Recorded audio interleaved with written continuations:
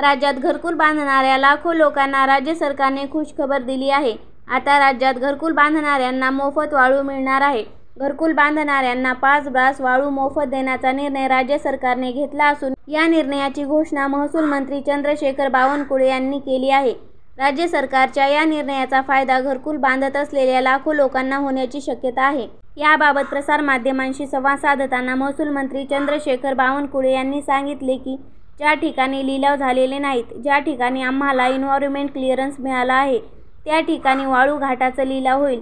तसेच घरकुलांना 5 ब्रास मोफत रेती देण्याचा निर्णय महाराष्ट्र सरकारने घेतला आहे. माननीय मुख्यमंत्री देवेंद्र फडणवीस यांनी हा निर्णय घेतला आहे.